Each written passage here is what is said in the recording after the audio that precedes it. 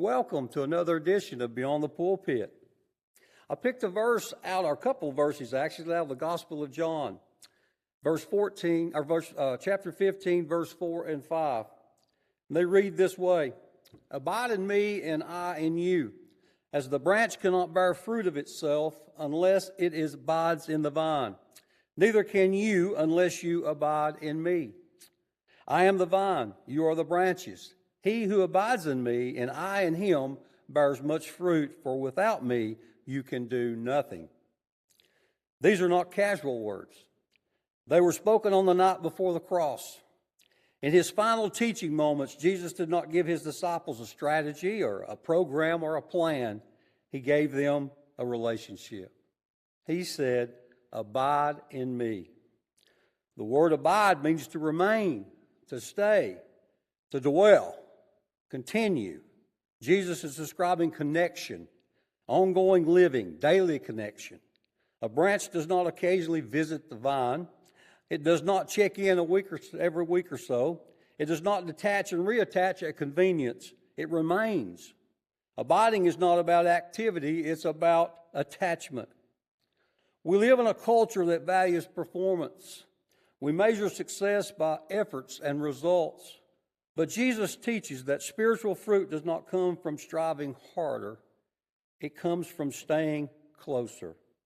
The branch has one job: to remain connected. Jesus says plainly, the branch cannot bear fruit of itself. No matter how determined the branch is, it cannot produce grapes by willpower. It has no independent life source. All nourishment flows from the vine. Spiritually, the same is true for us. We cannot manufacture Christ-like character, genuine love, lasting joy, or spiritual influence. We may imitate these things for a while, but real fruit, the kind that glorifies God, flows from Christ's life within us. Effort without fellowship leads to frustration, but fellowship produces fruit naturally. When you stay close to Jesus, love begins to grow. Patience begins to increase. Faith gets stronger. And obedience becomes something that you do constantly. Not because you forced it, but because his life is flowing through you. Jesus did not say, "Without me you can do less." He does not say, "Without me you will struggle." He says, "Without me you can do nothing." This is humbling. We can organize, we can speak, we can serve, we can even appear successful.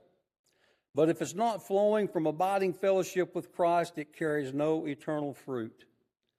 Activity is not the same as productivity in God's kingdom.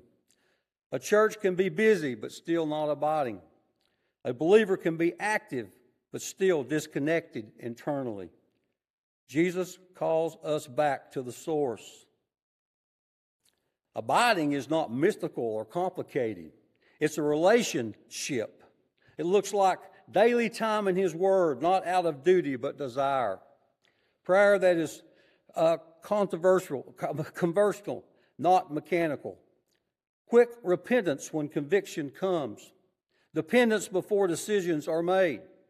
And gratitude in ordinary moments. Abiding and living and aware of his presence. It's the beginning of the day, acknowledging, "Lord, I need you," every morning. It is pausing in the middle of stress to seek him. It is ending the day thanking for his sustaining grace that day. Abiding is not perfection. It is connection. Notice the progression in this chapter. Fruit, more fruit, much fruit.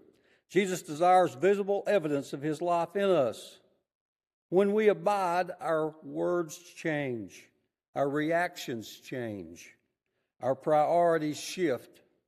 And our influence deepens. People may not understand all the theology, but I promise you they can see the fruit. And fruit always points back to the vine. The Christian life is not about trying harder to impress God. It's about staying closer to the one who already loves us. Faithfulness flows from fellowship, not effort alone. The question today is simple. Are we striving or abiding? Are we trying to produce spiritual results in our own strength? Are we remaining daily, intentionally, humbly connected to Christ? The branch strength is not in itself. It's strength in the vine. Stay connected. Abide in Him and let His life produce fruit through you. I hope you read some more in this chapter. Go back and read these verses and just listen to what he's saying and use these words to create a little better for our lives. I hope you're having a great day this week and a great week. Watch out for all the great things that's coming from Bloomingdale Baptist Church. Like this coming Saturday morning, we're going to be here at the men's conference. We'd love to have you come out at 8:30.